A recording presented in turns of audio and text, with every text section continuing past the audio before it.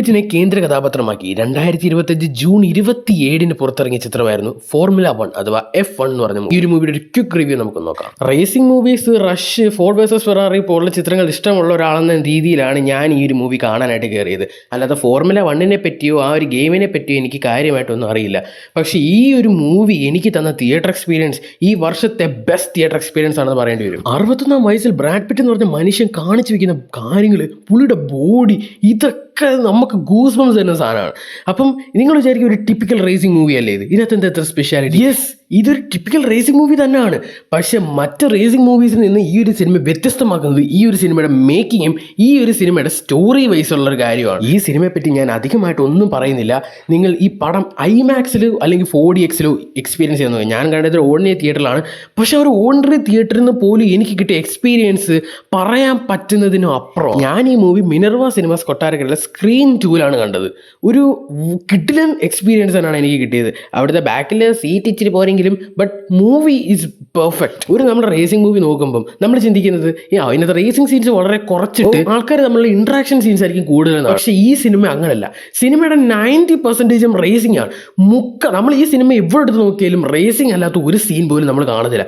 എന്തിനേറെ പറയുന്നത്, സിനിമയുടെ സ്റ്റാർട്ടിങ് തന്നെ ഒരു റേസിംഗ് കാർ ഓടിച്ചു പോകുന്ന ഒരു സീനാണ്. അതിലൂടെ നിങ്ങൾക്ക് മനസ്സിലാക്കാൻ സാധിക്കും ഈ ഒരു സിനിമയിൽ എൻറ്റയർലി ഫുൾ റേസിംഗ് സീൻസ് മാത്രമേ ഉള്ളൂ. അവരുടെ കാര്യത്തിൽ ഒന്നും ഇതിൻ്റെ ഡയറക്ടേഴ്സ് ആരും തന്നെ കോംപ്രമൈസ് ചെയ്തിട്ടില്ല. ഈ സിനിമ ഞാൻ കാണാൻ മറ്റൊരു കാരണം കൂടെ ഉണ്ട്. അത് ഈ മനുഷ്യനാണ്, ഹാൻസ് സിമ്മർ.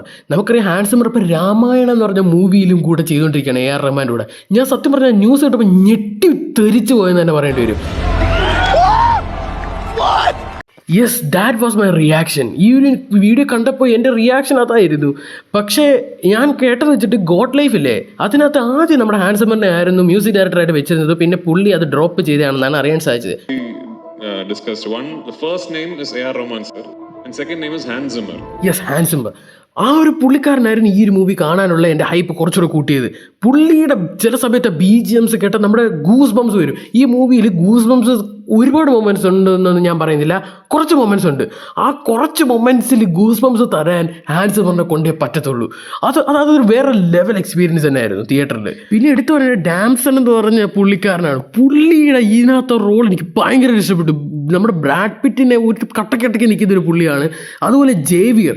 ഇവർ രണ്ടുപേരുമാണ് എനിക്ക് ഈ മൂവിയിൽ ബ്രാഡ് പിറ്റ് കഴിഞ്ഞിട്ട് ഏറ്റവും അധികം ഇഷ്ടപ്പെട്ട ക്യാരക്ടർ. ഫീമെയിൽ ക്യാരക്ടർ എന്തിനോ വേണ്ടി തിളയ്ക്കുന്ന പോലെയാണ് എനിക്ക് തോന്നിയത്. But it's okay. മൊത്തത്തിൽ 2.5 മണിക്കൂറും കണ്ടുണ്ട് പടം.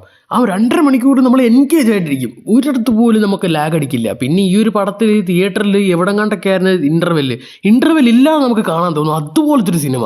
ഞങ്ങളുടെ തിയേറ്ററിൽ ഇട്ടൊരു പ്രശ്നം എന്താണെന്ന് വെച്ചാൽ സിനിമയുടെ ഒരു പർട്ടിക്കുലർ പോയിന്റ് ആയപ്പോൾ സ്റ്റോപ്പ് ചെയ്തു.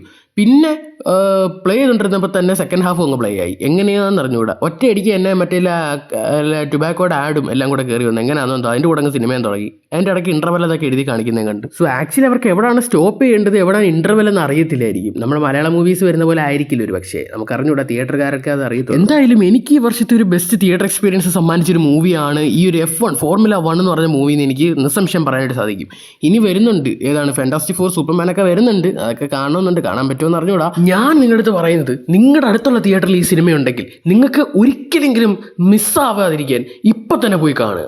ഇപ്പം തന്നെയും ഞാൻ അത്രയും പറയുന്നുണ്ട്, നിങ്ങൾ ഉറപ്പായിട്ട് ഈ സിനിമ തിയേറ്ററിൽ തന്നെ കാണുന്നതിന് ഒരു OTT മെറ്റീരിയൽ അല്ല, ഈ ഒരു തിയേറ്റർ മെറ്റീരിയലാണ് ഈ ഒരു പടം. തിയേറ്റർ കണ്ടില്ലെങ്കിൽ നിങ്ങൾക്ക് ഒരു വൻ നഷ്ടം തന്നെ ആയിരിക്കും ഒരു സിനിമ. പിന്നെ നിങ്ങൾ OTT കാണുമ്പോൾ നിങ്ങൾക്ക് ആ ഒരു ഫീൽ വരണമെന്ന് എനിക്ക് തോന്നുന്നില്ല. ബട്ട് തിയേറ്ററിൽ കാണുമ്പോൾ ഉള്ളൊരു എക്സ്പീരിയൻസ് അത് വേറൊരു ലെവലാണ്. വളരെ പെട്ടെന്ന് പറഞ്ഞു വന്ന സ്റ്റോറി ലൈൻ ആയതുകൊണ്ടും ഹാൻസ് സിമ്മറിന്റെ BGM ഉള്ളത് കൊണ്ടും നമ്മളിങ്ങനെ ജിൽ എന്ന് പറഞ്ഞിരിക്കും. അതുപോലെ തന്നെയാണ് ഈ സിനിമയുടെ കട്ട്സ് വരുന്നത്.